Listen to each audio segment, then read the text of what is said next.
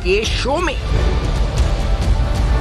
बारिश से कराची में सूरत हाल संगीन, दर्जनों हलाकतें, फौज तलब। सिंध हुकूमत नाकाम, वफाक कराची की आवाम की मदद करे, क्या मेयर की अपील हक बजानिब। कराची के देरीना मसाइल, हुक्मरानों की अदम दिलचस्पी। अस्सलाम वालेकुम। बस पर्दा हक़ाइक़ सनसनीखेज़ इंकशाफात प्रोग्राम बेनकाब में हूँ आपके साथ सिफान खान। शहर कराची बुनियादी सहूलतों का फुकदान तो है ही, लेकिन जब भी बारिशें होती हैं तो एक एक्सपोज बेनकाब हो जाता है शहर कराची, और जिसको पाकिस्तान का economic hub, the largest city of Pakistan कहा जाता है, वो थोड़ी सी बारिश के बाद इस दफ़ा 164 मिलीमीटर ऑन एवरेज जो ओवरऑल बारिश रिकॉर्ड की गई है, 164 मिलीमीटर की गई। उसके बाद यहाँ पर हमने देखा कि सैलाबी रेलें घरों में दाखिल, सड़कों पे तालाब का मंजर, के इलेक्ट्रिक ग्रिड स्टेशन के अंदर पानी दाखिल, बहुत से इलाके जहाँ पे अर्बन फ्लडिंग की सूरत हाल, सीवरेज लाइनें जहाँ पानी बाहर, सारा सीवरेज लाइनों का निज़ाम तबाह, उसके बाद ड्रेनेज का निज़ाम तबाह, और साथ साथ सब में ख़तरनाक बात जो हमने देखा कि बिजली के तारों से, खंभों से जो अमवात हुई, और टोटल अमवात की तादाद तकरीबन 22 हो चुकी है शहर कराची में। ये 22 अमवात जो हुई, आखिर इसका जिम्मेदार कौन है? क्योंकि यहाँ जो मलबा है वो एक दूसरे पे डाला जा रहा है अब तक। आज भी एक प्रेस कॉन्फ्रेंस हुई, सेनेटर जो सईद गनी साहब हैं, पीपल्स पार्टी के लोकल गवर्नमेंट के मिनिस्टर, उन्होंने कहा कि मेयर कराची यानी KMC की ये बुनियादी जिम्मेदारी है कि वो नालों की सफाई करती, और 1 अरब 20 करोड़ रुपये उन्होंने मांगे थे, और उसमें से हमने 50 करोड़ रुपये उनको दे भी दिए थे। और इसके साथ साथ कमिश्नर के साथ होने वाले इजलास में DMCs और मेयर ने यह कहा था कि हाँ, नालों की सफाई काफ़ी हद तक हमने कर दी है, काफ़ी हद तक नालों की सफाई हो चुकी है। वफाकी हुकूमत भी सामने आ चुकी है। जब मेयर ने खत लिखा है, खत कल लिखा गया था, कल एक अली जैदी साहब की तरफ से प्रेस कॉन्फ्रेंस थी, आज फैसल लाडा साहब भी प्रेस कॉन्फ्रेंस कर रहे थे। वफाकी हुकूमत, सूबाई हुकूमत, लोकल गवर्नमेंट, लोकल बॉडीज, क्या तीनों ही इस वक्त संजीदा नहीं है कराची को लेकर? बड़ा अहम सवाल। और इस शहर के देरीना मसाइल का हल क्या है? मुस्तफ़ा कमाल साहब जनाब जो सरबरा हैं पाक अज़ीम पार्टी के, हमें ज्वाइन कर रहे हैं। सर, आपका बहुत शुक्रिया, आपने ज्वाइन किया। आप अभी आए होंगे सड़कों से, आपने इस हाल देखा होगा, आप खुद भी दौरा कर रहे होंगे, यकीनी तौर पर आपने हाल देखा होगा। ये कोई अनप्रेसिडेंटेड नहीं है, हर बार यही होता है, तकरीबन ऐसी सूरत हाल होती है। ज़्यादा गमगीन हो गई, ज़्यादा बदतर हुई है इस दफ़ा, क्या आपकी नज़दीक, या ये वही हुआ है, वही हाल जो हर साल होता रहे? आप नहीं, जब से आई थिंक 2010 के बाद से ही सारा सिलसिला शुरू हुआ है। 2005-6 में ये हालात होते थे। 6 में जब बारिश हुई थी तो बिल्कुल शहर, मुझे आए हुए 6-7 महीने हुए थे। उस बारिश के बाद अल्लाह का शुक्र है कि उसके बाद शहर चौक नहीं हुआ। फिर हम इसलिए कि जब वो बारिशें हुई और आपको याद हो कि क्लिफ्टन अंडरपास पूरा भर गया था, बाथ आइलैंड पूरा भर गया था, और कराची के बहुत सारे इलाके, तो हमने उसके बाद काम किया, बहुत सारी स्ट्रॉन्ग वाटर ड्रेन्स बनाई, हमने कचरा उठाया, हमने चीज़ें की।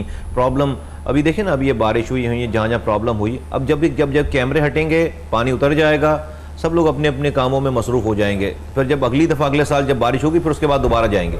हमने ये नहीं किया था। जब बारिशें जब ख़त्म हो गई थी तो उसके बाद हमने क्यों पानी जमा हुआ, इस पर सोच विचार की, प्रॉब्लम आइडेंटिफाई किया, और उसको फिर वंस फॉर ऑल हमेशा के लिए रिजॉल्व किया उन प्रॉब्लम्स को।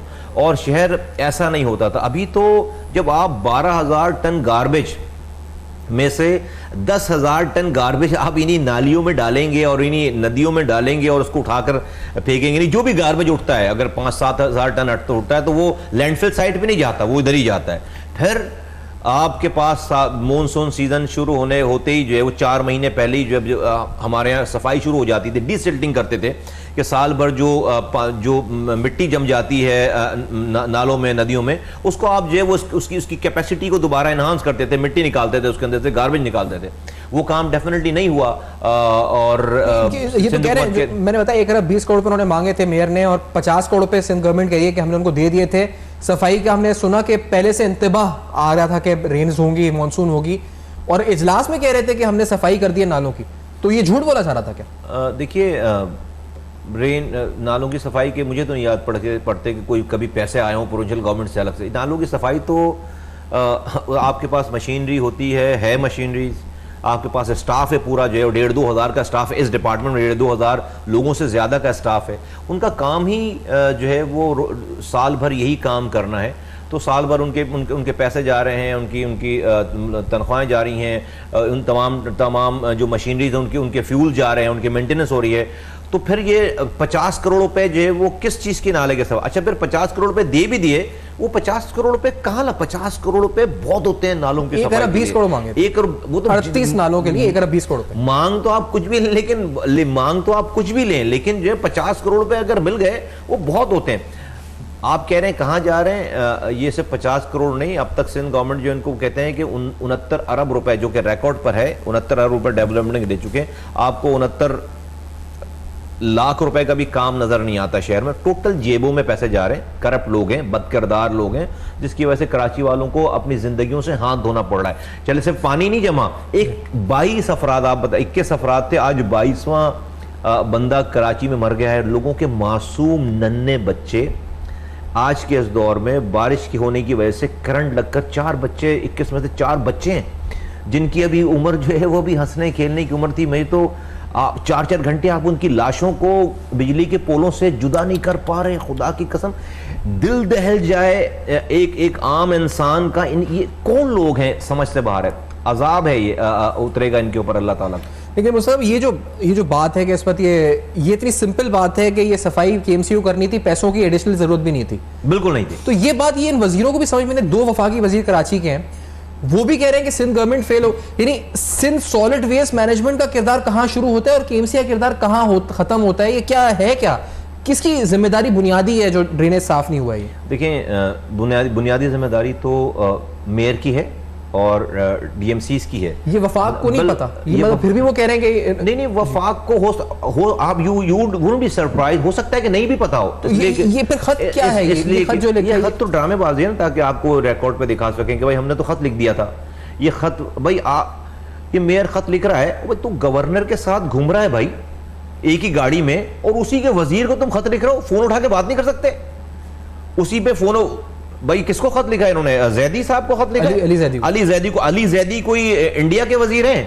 अली जैदी से जो है उसी अली जैदी के गवर्नर के साथ तुम गाड़ी में घूम रहे हो और तुम जो है वो ब्यूरोक्रेटिकल अप्रोच अपना रहे हो कि तुम जो है वो ताकि आपको दिखा सके भाई हमने तो अपना काम कर दिया। अली जैदी क्या करेंगे भाई? अली जैदी क्या करेंगे इस कराची की उसके लिए की तबाही बर्बादी के लिए? नालों की सफाई करवाएंगे अली जैदी? बहरी उमूर वजारत पोर्ट्स एंड शिपिंग है, उससे क्या होगा? क्या पता मशीनरी वगैरह उनके पास कुछ पोर्ट्स एंड शिपिंग कुछ भी नहीं है। मैं बताऊं क्रक्स ऑफ द स्टोरी क्या है। अब मुझे इनसे गिला नहीं है, हुक्मरानों से कोई गिला नहीं। ये नहीं सही होंगे। लोगों को फैसला करना है कि उन्होंने क्या करना है। अपने बच्चों की लाशें इसी तरह उठवानी है तो फबीहा इन्हीं के साथ सेल्फी खिंचवाएं और अपने बच्चों की लाशें उठवाएं। और अगर उनको अगर और मैं बता रहा हूं जो लोग लाशें उठा रहे हैं ना, वही जालिम है। ऐसा नहीं कि वो मजलूम है। जो लाशें उठा रहे हैं, खामोश हैं, लाशें उठा रहे हैं, वही जालिम है। इसलिए ये हुक्मरान कहते हैं हम तो वोटों से आए लोगों के, आपको क्या मसला है? हमें तो लोगों ने मैंडेट दिया है, मारने का मैंडेट दिया लोगों ने, हमें तो लोगों ने सारे काम करने का मैंडेट दिया है। आपके पास तो मैंडेट नहीं है, तो आपको क्या मसला है? तो लोगों ने दिया है मैंडेट।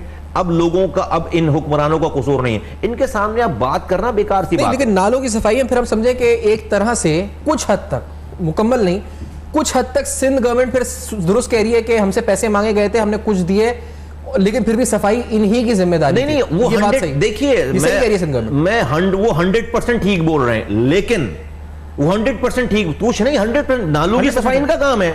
वो कह रहे सॉलिड वेस्ट मैनेजमेंट।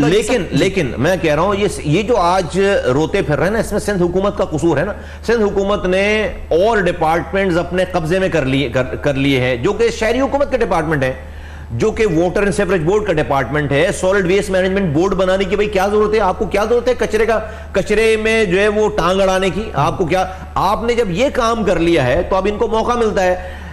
आपने पानी सेवरेज के डिपार्टमेंट, इनके सारे यूसी चेयरमैन, सारे डीएमसीज वाले ये इलीगल कनेक्शन करवा रहे होते हैं पैसे लेकर, लेकिन ब्लेम देते हैं कि भाई हमारे पास तो इख्तियार ही नहीं है पानी का, हमारे पास तो वाटर बोर्ड नहीं है। इनकी पैदा पानी इनका हराम पूरा है नीचे। ये मेयर रोता रहता है कि भाई हमारे पास इख्तियार नहीं, क्योंकि आपने डिपार्टमेंट्स कुछ ले रखे हैं जो कि इनके पास होने चाहिए, इनके लोकल गवर्नमेंट के पास होने चाहिए। उस वजह से इनको मौका मिल रहा है। आज तक कभी भी उनकी तरफ आ जाए, आज तक कभी भी इन्होंने कोई एहतजाज किया? अगर भाई तुम्हारे पास कचरा उठाने का भी इख्तियार नहीं है, अगर तुम्हारी बात सही मान लेते हैं तो छोड़ दो, रिजाइन करो। अगर तुम्हारा पर्सनल इंटरेस्ट नहीं है, वजह यह कि भाई आपको हराम कमाने के पैसे हैं, आपके पास इख्तियारात हैं, आपसे आप लोगों को बचाने के इख्तियार नहीं है, ये वजह है। अदरवाइज जो दोनों आप देखेंगे कभी ये मीटिंगों में लड़े हैं आपस में, कभी उन्होंने इख्तियार मांगा है, कभी आपको कोई एजुटेशन नजर आई है, आपको कभी कुछ भी नजर नहीं आया। सारा 4 साल गुजर गए ये वाली बातें सुनते हुए, इख्तियार नहीं। भाई आप छोड़ देते ना, आप रिजाइन कर देते ना, आप लोगों को रोड पर निकालते, कहते भाई आ जाओ भाई इख्तियार लेते हैं प्रोविंशियल गवर्नमेंट से। तो ये दोनों झूठ बोल रहे हैं। प्रोविंशियल गवर्नमेंट अपनी जगह जिम्मेदार है, सिटी गवर्नमेंट अपनी जगह जिम्मेदार है, और फेडरल गवर्नमेंट जिसके वजीर आजम है, 14 सीटें हैं, वो भी 7 जिम्मेदार है। ये पाकिस्तान का हिस्सा है कराची, ये कोई आजाद इलाका नहीं है कि आपकी जुरिस्डिक्शन नहीं आ रही हो। आप सिर्फ पंजाब के और खैबर पख्तूनख्वा के वजीर आजम साहब नहीं है, यहां पर लोग मर गए। अबराज जो है वो इसकी बिजली की ओनर है। ये आरिफ नकवी साहब आपके दोस्त हैं, आपके फाइनेंसर हैं, आपकी कैंपेन के फाइनेंसर हैं, आपके साथ हर मीटिंग में वो बैठे होते हैं, बनी गाला में वो बैठे होते हैं। इमरान खान साहब ने फोन करके पूछा उनको कि भाई 12 साल से तुम्हारे पास ये के इलेक्ट्रिक है, बच्चे मर रहे हैं यहां पर, वीडियोस देखी हैं बच्चों की, जो बेचारे जो है वो खंभों से माओ के लगते जिगर चिपके हुए हैं, उनकी लाश नहीं निकाली जा रही। इन हुक्मरानों को के कानों पे एक ब्रेक का में कहा जा रहा है, तो मैं इसको यहीं से बात को जोड़ते हैं, बड़ा है कि सूबाई हुकूमत ने आज ये कहा है कि इलेक्ट्रिक से जवाबदेही हमारा काम नहीं, वफाकी हुकूमत का काम है। ये बात भी दुरुस्त है उनकी सत्ता। वो एक तरह से कह रहे थे फेडरल गवर्नमेंट नेपरा के थ्रू या जिस तरह भी उनसे पूछे रेगुलेटरी फंक्शन के बारे में। इस पर बात भी करेंगे, मजीद कुछ और अहम हवाले से बात भी इस ब्रेक के बाद हमारे साथ है।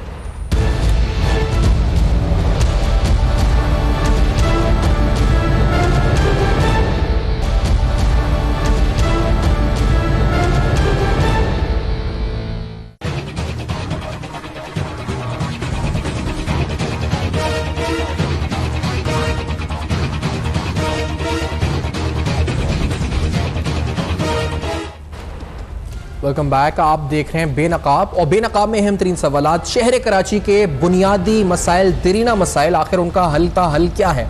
ये बार बार सवाल उठता है। बार बार बारिश होती है, एक्सपोजर होता है एक बार पूरा सिस्टम का, और अमवात होती हैं, अनफॉर्चुनेटली अमवात होती हैं। मुस्तफा कमाल साहब हमारे साथ मौजूद है, सरबराह पाकिस्तान पार्टी के। आपका एक अपना विजन भी है इस पर, इन मसाइल को लेकर। लेकिन मुस्तफा कमाल साहब जो अपने दौर की बात कर रहे हैं, तो उस दौर के हवाले से नैब ने एक प्रेस रिलीज जारी की थी 30 जुलाई को, जो आपकी प्रेस जो कॉन्फ्रेंस थी उसके ऊपर। वहाँ हैरानकुन तौर पर नैब ने उस प्रेस रिलीज के जवाब में कहा था जी कि हम आपके खिलाफ तहकीकात का आगाज़ कर देंगे, जैसे गुस्से में कोई आ जाता है तो तहकीकात का आगाज़ कर देंगे। तो उसमें उन्होंने कहा 30,000 करोड़ रुपये आपके दौर में खर्च हुए। लेकिन वहाँ एक बात इंपॉर्टेंट, वो कहते हैं जी 30,000 करोड़ की खती रकम की खर्च होने के बावजूद कराची के देरीना मसाइल जूं के तू हैं, और ये बारिशों के दिन ही है, और इसमें नैब भी ये कह रहा है कि जूं के तू हैं। मतलब ये कि आपने अंडरपास बनाया, उससे पानी भर गया, या मिसाल के तौर पे आपकी इन्वेस्टमेंट जो थी वो उसकी वजह से आज कराची को मसाइल हैं, जो एक आम आदमी तो ये समझ रहा है। तो ये भी वजह है कि आपकी इन्वेस्टमेंट ऐसी थी कि जिसकी वजह से आपने प्लानिंग सही नहीं की थी, या आज हम भुगत रहे हैं सब कुछ? वो ऐसा है कि नैब ने ये जो अपनी प्रेस रिलीज जिसका आप जिक्र कर रहे हैं, ये मेरे बयान के बाद जारी किया। मतलब बेसिकली वो कह रहे हैं कि आप हम पर बात ना करें वरना हम आपको छोड़ेंगे नहीं।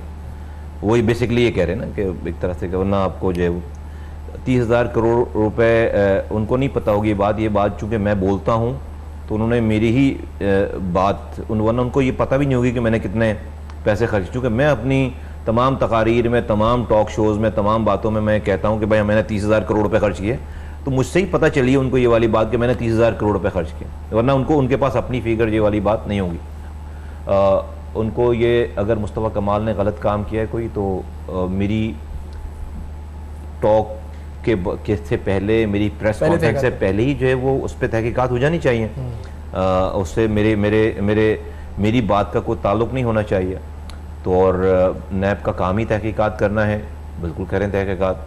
मुस्तफ़ा कमाल के काम, मुस्तफ़ा कमाल की सारी जो डिलीवरेंस है उसके ऊपर वो पाकिस्तान, कराची नहीं, दुनिया जानती है। दुनिया ने मुझे अवार्ड दे दिया, दुनिया ने मुझे बेस्ट मेयर डिक्लेयर कर दिया, दुनिया मुझे एक्नॉलेज कर चुकी है, कराची के लोगों ने मुझे सारा काम करते हुए देखा। अब जो आपने ये वाली बात की कि अगर उस वक्त काम अगर सही हुआ होता तो आज ये मसला ये देखें, नैब ने जो जवाब में कहा वो बात आपने आगे बात हो गई, वो एक बात हो उसी अब जो तहकीकात ये करने को कह रहे हैं वो भी कह रहे हैं, वो मसला एक तो तहकीकात करने को कोई इशू नहीं, वो भी हो जाए एक तो, लेकिन ये मसला ये कि इस पर जो मसाइल हैं उसकी वजह आप हैं, मतलब ये मसला जो है ना ये बड़ा संगीन मसला है कि आपकी वजह से ये मसाइल आज हम फेस कर रहे हैं। मुझे देख तो जो है वो बाहर घूमना नहीं चाहिए, गिरफ्तार अभी तो आपको प्रोग्राम नहीं करना चाहिए आपके साथ, मुझे तो जेल में होना चाहिए था अगर ये मसाइल मेरी वजह से हैं तो मुझे तो अभी तो जेल में होना चाहिए था, मुझे तो पकड़ लेना चाहिए था ना, मुझे छोड़ रखा है अब तक अगर ये मसाइल मेरी वजह से। और उसका सिर्फ ये जवाब है कि जो भी लोग ये इल्ज़ाम लगा रहे हैं उनसे मेरा मशवरा है उनको कि वो 4 दिनों तक नहाए ना और मुंह पे पानी ना डालें और कंघी भी ना करें। 5वें दिन उनके घर वाले अगर उनको पहचान जाएं तो जो है वो जो सज़ा देनी हो फिर मुझे सज़ा दें। अगर आप 4 दिन 5 दिनों तक ना नहाएं, मुंह पे पानी ना डालें और जो है वो कंघी ना करें बालों में तो आपके घर वाले भी आपको नहीं पहचानेंगे। ये शहर भी अगर आपने मेरे बनाने के 10 सालों तक इसके ऊपर कोई कंघी नहीं की है, इसकी कोई सफाई नहीं की है, इसको कोई जो है वो इसकी कोई मेंटेनेंस नहीं की है, तो ये तो मैंने इतना ज़बरदस्त मजबूत बनाया हुआ था सारा स्ट्रक्चर के आज तक चल रहा है आपकी मेंटेनेंस किए बगैर। आप यहाँ बंदे को बंदा ना पहचाने, अगर आप वो 1 हफ्ते तक 4-5 दिनों तक वो नहाए ना और वो कंघी ना करे, तो इस शहर भी भाई कंघी करना मांगती है। ये शहर भी जो है वो रोडों के ऊपर सफाई मांगती, कैचपेट जो है वो आप उसको रोजाना कचरों से भरेंगे और कहेंगे मुस्तफा कमाल तो कैचपेट बना के गया था ना, नालियां बना के गया, तुम उसमें 10,000 टन गार्बेज डालोगे तो कहां से पानी जाएगा उसके अंदर। मतलब मेरे सामने कोई आकर बैठकर बात करे तो मैं उसको फिर जो है पूछूं, उसको लेके जाऊं, मैं भी इसी शहर में, चलो भाई आ जाओ, कहां पे खराबी की है, कहां पर स्ट्रक्चर नहीं डला हुआ।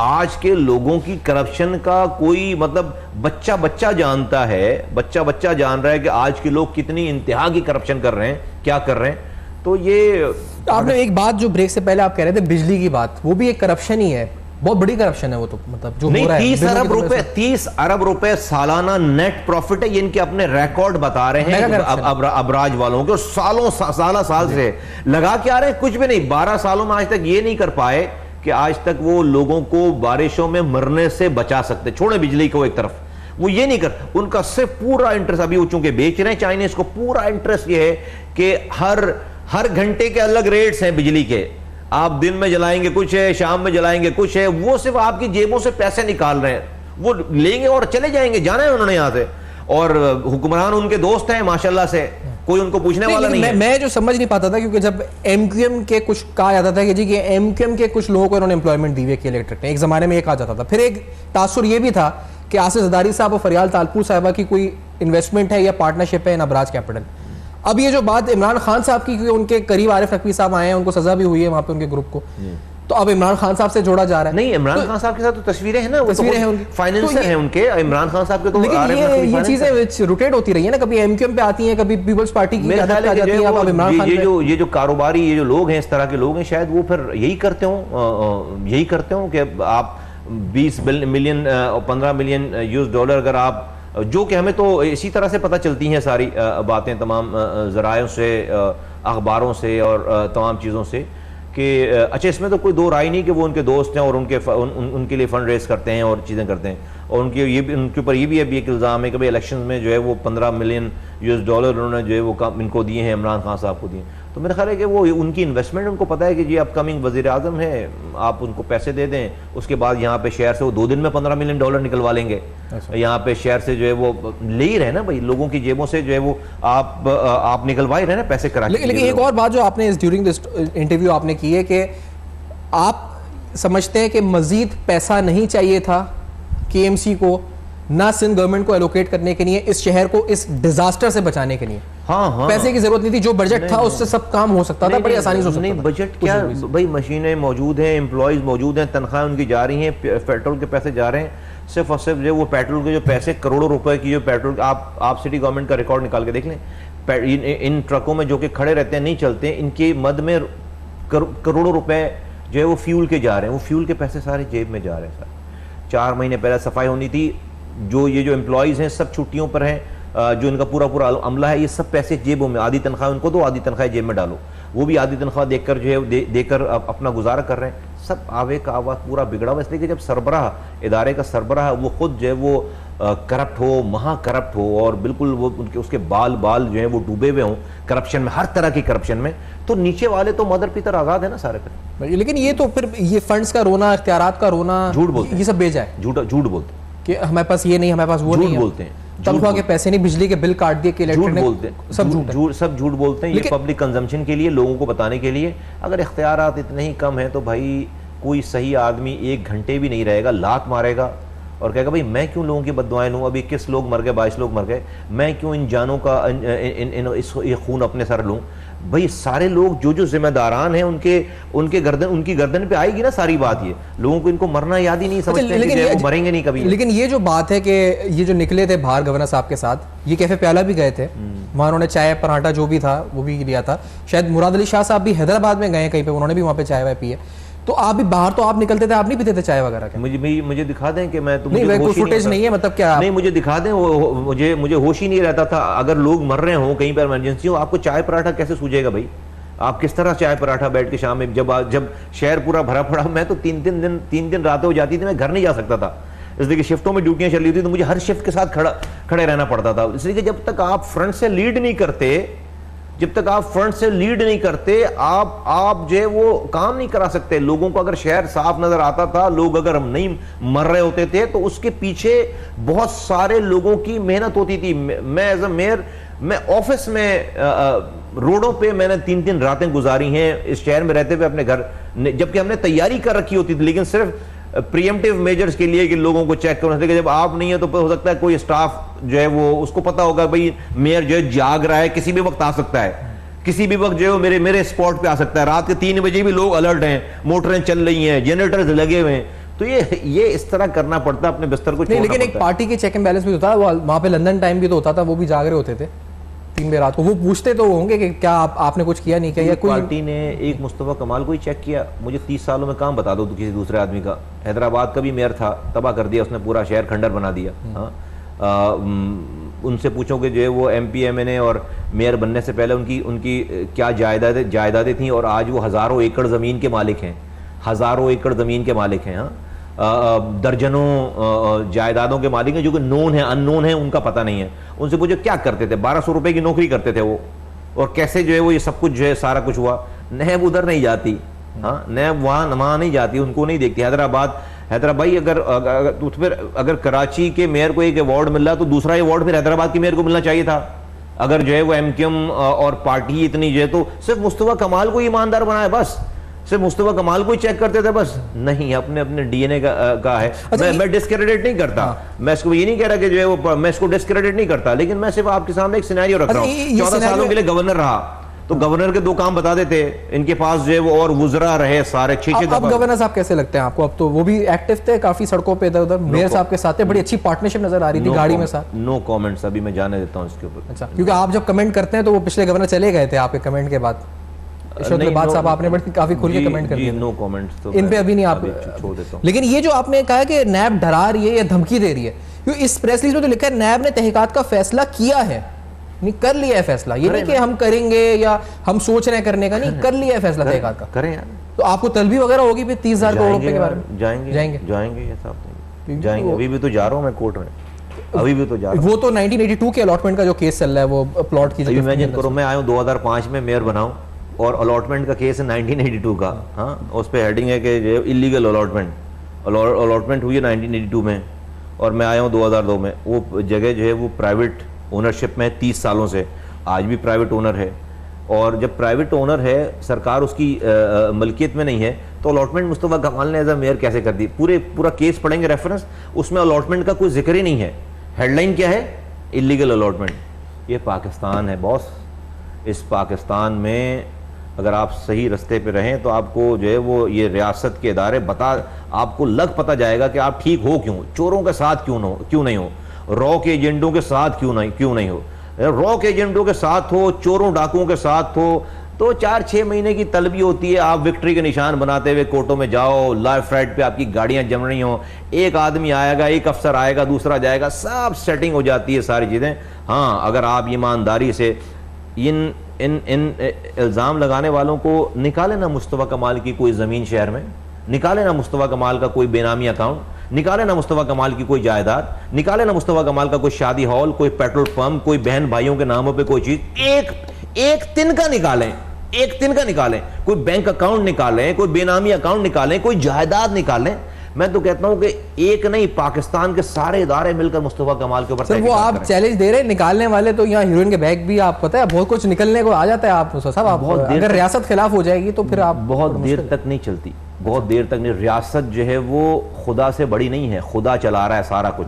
रियासत चलाने वाले जो ये काम कर रहे हैं ना, तो उनको फिर जो है वो पता भी नहीं चलता इंसान को कि एक सेकंड में क्या से क्या हो जाता है। अल्लाह अल्लाह अल्लाह अल्लाह सबसे बड़ा है। इंसान जिनके पास पावर है, बस जिनके पास पावर है ना, तो वो फिर अपनी पावर को अपनी औकात में रहकर इस्तेमाल करेंगे तो फिर जो है वो ठीक है, वरना ढील जिस दिन रस्सी खींचती है तो फिर नहीं। तो आप जिस तरह कह रहे हैं इससे कोई पहले वाले सारे लोग भी जो है ना बड़े बड़े तुर्रम खान थे, अभी हालिया दिनों की सब आज देखो कैसी जूतियों में दाल बढ़ती है। लेकिन क्या पस्से पर्दा भी कुछ अवामिल हैं इस केस के, जो आप जिस तरह बातें कर रहे हैं ना, उससे लग रहा है कि कोई आपको कह रहा है कि इस लाइन पे चलो, अगर नहीं चले तो फिर केस बन जाएगा, ऐसी बात है कोई? मैं इन चक्करों में नहीं जाता। नहीं, ऐसा किसी ने कहा भी नहीं, आप नहीं जाए चक्कर में, लेकिन किसी ने कहा मुझे कोई नहीं कहता ऐसा, कोई कुछ नहीं कहना। एक ब्रेक के बाद आते हैं तो मजीद सवाल हमारे साथ रहेगा। इस ब्रेक के बाद में अहम तरीन सवाल हमारे साथ रहेगा।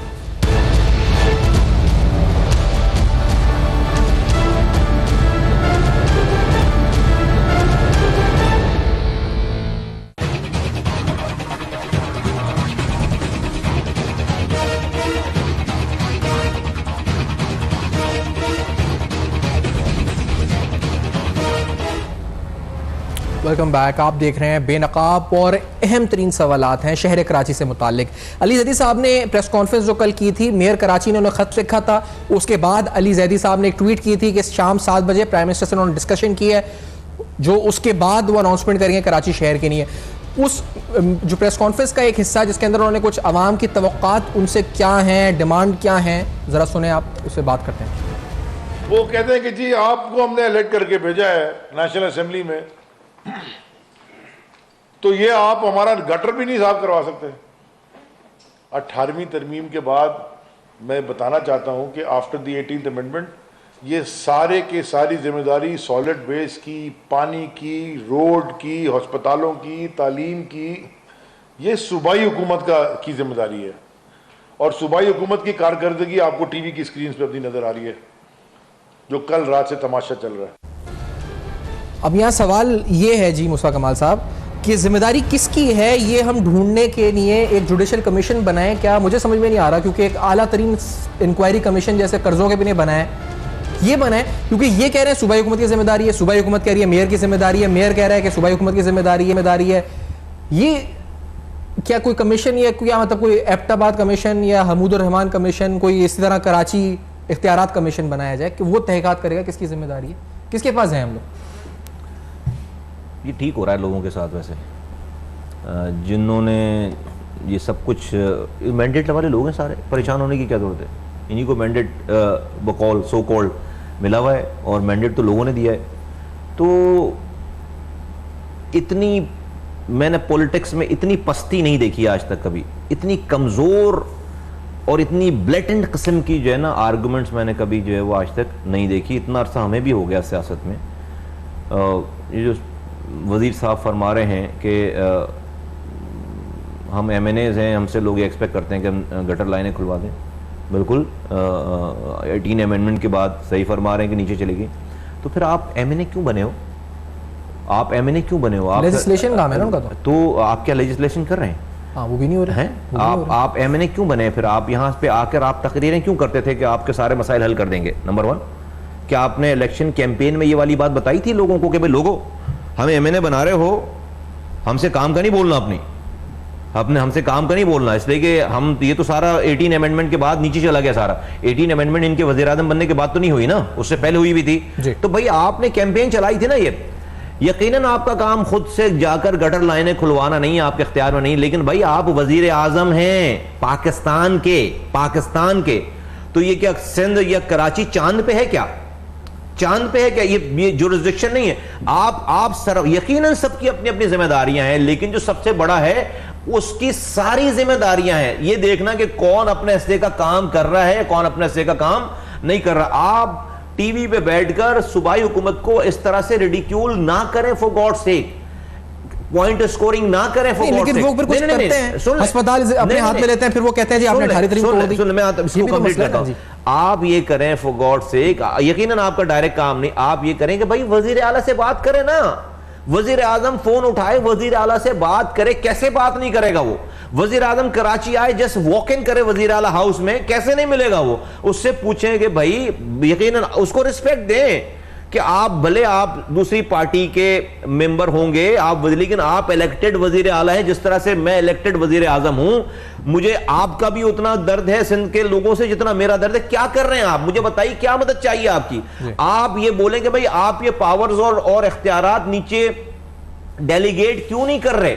आपको ये एनएफसी अवार्ड के जो पैसे मिल रहे हैं ये पीएफसी अवार्ड में क्यों नहीं दे रहे? आप बताएंगे मैं पंजाब में नया बल्दियाती निजाम ले आया हूं, खैबर पख्तूनख्वा में वजीर आला सिंध साहब, वजीर आला बलूचिस्तान साहब, आप भी इस निजाम को अपनाइए, लोगों को बताएं, मीडिया को बताएं। आप तो उनसे बात ही नहीं करते, आप तो उनसे टॉकिंग टर्म्स में नहीं है, वो आपको रिसीव करने नहीं जा रहे। तो आपको मेरी आप भले आपकी अना मजरू हो रही हो, लेकिन आप अवाम के लिए काम करते हैं ना। आप खुद को पाकिस्तान का वजीर आजम समझने के बजाय आप तो अपने आप को पीटीआई का चेयरमैन समझे बैठे हैं। अच्छा, लेकिन और ये एटीट्यूड इतना वीक एटीट्यूड है, ये इतना गलत एटीट्यूड है कि आप कहेंगे जी वो टीवी पे देखें क्या तमाशा लगा रखा है। यार अगर आप ये बात कर लेंगे इसका मतलब आपने तो बात करने की गुंजाइश प्रोविंशियल गवर्नमेंट से खत्म कर दी, तो मैं किससे फरियाद करूं? नहीं भाई ये ना करें खुदा के वास्ते। लेकिन एक बात है कि जो केस वसीम अख्तर साहब प्लीड कर रहे हैं थ्रू मीडिया या थ्रू पीटीआई को, जो भी बता रहे हैं कि मेरे पास कुछ भी नहीं है, ये जिम्मेदारी सूबाई हुकूमत की थी, तो बड़ा क्लेवरली वो कर रहे हैं कि उनका जो ओपिनियन है वो बाय कर रही है फेडरल गवर्नमेंट, और वो उन्हीं की ओपिनियन और उन्हीं की जबान बोल रही है कि हाँ आप सही कह रहे हैं भाई, इसलिए उनके कोलिशन पार्टनर हैं, तो इसी वजह से उनके 7 सीटों से आप वजीर आजम बने हुए हैं। आप उनके साथ वो फेडरल मिनिस्टर्स हैं, तो अभी कोई लोगों की बात नहीं हो रही है। अपनी ये बेहिसी है, अपनी ढिटाई को बचाने के लिए ये सब कुछ हो रहा है। यही एमक्यूएम आज प्रोविंशियल गवर्नमेंट इनकी हुकूमत छोड़े, आप देखें कि आपने पहले सुना नहीं है पीटीआई वालों को क्या एमक्यूएम के बारे में क्या कहते थे भाई, और एमक्यूएम वालों को पीटीआई के बारे में क्या कहते थे। और आप आज ये कोलिशन गवर्नमेंट छोड़े, मैं देखता हूं कितने नफीस लोग रह जाते हैं। फिर ये ज्यादती है, बहुत ज्यादती है, ये गलत कर रहे हैं। ये इस मुल्क के साथ, शहर के साथ ये आग से खेल रहे हैं, इनको अंदाजा ही नहीं है। एक बुशरा जैदी केस हुआ था इस शहर में, होते होते एक बुशरा जैदी केस हुआ, इस शहर की सियासत 35 सालों के लिए चेंज हो गई। फिर लोग मरना नहीं रुके, 20 ऑपरेशन कर लिया आपने। आप अंडर एस्टिमेट कर रहे हैं कराची को, ये हमने समझा रखा है लोगों को, हमने पैसिफाई कर रखा है, हम मरहम रखते हैं लोगों के, हमने ये तमाम नौजवानों को, चीजों को, लेकिन कौन किस वक्त तक, कब तक समझाएगा? एक वक्त आएगा कोई एक छोटा सा स्पार्क इस शहर को जलाएगा और फिर आग वो 35 सालों तक फिर नहीं बुझेगी। ये मैं कह रहा हूं। ऑपरेशन हुआ था, अमन कायम हुआ था, ये सब ऑपरेशन 25 पहले भी हो गए बहुत ज्यादा, इससे ज्यादा लोग एक्स्ट्रा जुडिशियल मारे जाते थे रोजाना। नसरुल्लाह बाबर साहब के जमाने में 20-20 लोग मरते थे, अमन नहीं हुआ उससे, लोगों के मरने पकड़े जाने से अमन नहीं। एक दिन की बात होती है शहर का अमन बिगड़ना। ऑपरेशन अगर कामयाब हो गया तो क्यों लॉ एनफोर्समेंट एजेंसीज लगी हुई, चले जाए ना अपने अपने जगहों पे। मैं देखता हूं कितने दिन अमन हम बंद करते हैं। आज पार्टी में देखता हूं जो है वो कल से क्या होता है यहां पर सारा सिलसिला हमने समझा रखा है लोगों को। हमने आने के बाद यहां से, शहर से नफरतों की सियासत खत्म की है, भाइयों को भाइयों से जोड़ा है। वरना कटी पहाड़ी औरंगी में लड़ाई होती थी, गोलियां चलती थी, आप लियारी में जा नहीं सकते थे, आपको बस से उतार कर मारते थे, लियारी वाले को आप रणछोड़ लाइन में मारते थे, चक्रागोड़ के सिंधियों में, कोरंगी के मुहाजिरों में लड़ाई होती थी, आपस में मोर्चाबंद फायरिंग होती थी। ये हमारा काम है, ये हमने काम किया, ये पीएसपी ने ये काम किया कि आपस में इंक्लूसिव पॉलिटिक्स की है, सब लोगों को एथनिक बुनियादों पे आपस में जोड़ा है। आज ये आपने मेरा जलसा नहीं देखा? 21 जुलाई को सारी जुबानें बोलने वाले पख्तून भी थे, बलोच भी थे, सिंधी भी थे, मुहाजिर भी थे, हजारे वाल, सब लोग एक जगह जमा हुए थे। ये हमारी कॉल पे जमा हुए थे हजारों की तादाद। मुसा साहब एक बात बड़ी अहम है कि ये जो इस पूरी सूरत-ए-हाल में, क्योंकि ये बात हो रही है सूबाई हुकूमत और लोकल गवर्नमेंट और वफाकी हुकूमत की, आप अगर फेडरल गवर्नमेंट में मिसाल के तौर पे, और आपको पता हो कि आपके या जो एक प्रोविंशियल गवर्नमेंट है उस पर बेपनाह करप्शन के इल्जाम आते हैं, उसे 10 रुपए भी दो तो उसमें से 8 रुपए गायब हो जाते हैं, जो इल्जाम है, जो साबित होने अभी कोर्ट ऑफ लॉ में सारे। अब आप उस गवर्नमेंट को क्या मजीद पैसे देंगे? यानी आप कह रहे हैं ना इमरान खान साहब जाए उनसे बात करें, K4 ने भाई पैसे देंगे, वो पैसे दिए थे, कहां गए वो पैसे जो पिछले दिए थे? रेन इमरजेंसी के लिए पैसे अगर दें या उनके साथ कोलैबोरेशन करें, किस तरह करें? वज़ीर आला बड़े अच्छे हैं, कॉम्पिटेंट हैं, लेकिन अगर वजीर आला जो है वो किसी और की सुनते हैं, कहीं और के वो फेक अकाउंट से पिज़्ज़ा आता है, कहीं का रेस्टोरेंट का बिल वहाँ से अदा होता है फेक अकाउंट से, तो कोई भी वफाकी हुकूमत क्या ऐसी गवर्नमेंट के ऊपर एतबार करेगी, सिंध गवर्नमेंट के ऊपर, ऐसी सिंध गवर्नमेंट के ऊपर? आपकी खुद की अपनी गवर्नमेंट हो पीएसपी की, और यहाँ ऐसी गवर्नमेंट हो, आप क्या करेंगे? जब ये पिज़्ज़ा आ रहा होता तो उस वक्त लोग जो लोग इल्जामात लगा रहे हैं, तो उस वक्त क्या सो रहे थे भंग पी के? है भाई, ये सब कुछ उसी वक्त देखना था ना। मुल्क में सब लोग तो मौजूद हैं, सिस्टम काम कर रहा है, वॉच डॉग्स तो हर वक्त रहने चाहिए ना। मैं भी नहीं कह रहा कि आप पैसे दे के छोड़ दें, आप हर वक्त नजर रखें ना। वफाकी इदारे हैं और लोग हैं, आपका एक सिस्टम है, आप अगर फॉलोअप रखेंगे, आप उनसे बात करेंगे, फॉलोअप रखेंगे, जस्टिफिकेशन रखेंगे, कोई आपको धोखा नहीं दे सकता, कोई करप्शन नहीं कर सकता। आप बिल्कुल अपनी नजर रखें ना, सख्त आप पेन लें ना, नजर रखें। आप कह रहे हैं कि मैं क्या करता भाई, मैं बिल्कुल इन्हीं से बात करता। मैं कहता देखो भाई, इलेक्शन हो गए खत्म, अब मैं वजीर आजम हूं, तुम वजीर आला हो, हम अपनी जो भी इदारों ने काम करना, जिसको पकड़ना है, जिसको बंद करना है, वो करती रहेगी। लेकिन जब तक मैं हूं, जब तक आप हो, आओ लोगों के लिए कुछ सोचते हैं, कमरा बंद करके वो बैठते आपकी हैं। सुनेंगे या जरदारी साहब की सुनेंगे ना? सवाल ये है ना सर, वो आपकी क्यों सुनेंगे? हर हाल में सुनेंगे। आपने वज़ीर आला लगाया, उनको अवाम ने लगाया, उनको जरदारी साहब ने वज़ीर आला लगाया, कोई भी उनकी पार्टी के सरबराह को सुनेगा ना, जरदारी हो या नवाज शरीफ हो या कोई भी हो। फिर वो एक्सपोज होंगे ना, नहीं सुनेंगे तो फिर वो एक्सपोज होंगे ना। अभी तो वजीर आला कह रहा ना भाई, मुझे तो प्रोविंशियल गवर्नमेंट, फेडरल गवर्नमेंट, मुझे तो और भी एक्सपोज होना बाकी है। इतनी बड़ी जीआईटी रिपोर्ट आ गई है, पूरा कहानियां आ गई हैं, छप गई हैं पूरी सिंध गवर्नमेंट के बारे में, जो जीआईटी रिपोर्ट्स हैं, जीआईटी रिपोर्ट जो पूरा सिस्टम चल रहा है, और कितना एक्सपोज होगा भाई? तो क्यों नहीं, मैं कह रहा हूं एक्सपोज इन मायनों में कि भाई वफाकी हुकूमत में, इस मायनों में कह रहा एक्सपोज होने में कि भाई जब अगर वफाकी हुकूमत, इमरान खान साहब वजीर आजम, अगर वो बात करेंगे और ये नहीं कर रहे, फर्ज करें, तो ये एक्सपोज होंगे अवाम के सामने एक्सपोज होंगे। मैं उसकी बात कर रहा हूं कि अवाम के सामने एक्सपोज होंगे, फिर लोग भाग। अभी आप सर पकड़ के बैठे ना कि भाई किसको मोरद इल्जाम ठहराएं। आपको पता होगा कि भाई ये सिंगल आउट हो गया बंदा, ये जो है वो बदनीयत है, ये हुकूमत जिम्मेदार है सारी चीजों की, लोग अपना गमों गुस्सा फिर उन पे निकालेंगे। एग्जैक्टली। शुक्रिया आपका अदा करेंगे मुस्तफा कमाल साहब, आपने वक्त दिया, प्रोग्राम में ज्वाइन किया, क्योंकि आज बड़ा दिन अहम है। और ये जो यकीनी तौर पे इम्पोर्टेंट बात यही है जी कि जो 22 अमवात हुई है, मेरा ख्याल है इससे ज़्यादा इंसानी ज़िंदगी से ज़्यादा कोई और इससे संगीन और इससे ज़्यादा इंपॉर्टेंट और सिग्निफिकेंट चीज़ कोई नहीं है। इस अमवात को रोकने के लिए क्या हो सकता था जो हमने नहीं किया, अकाउंटेबिलिटी कौन ठहराया जाएगा और क्या आगे हो सकता है, ये सारा अहम मौजूद था आज का। फीडबैक जरूर दीजिएगा, देखते रहेगा अब तक।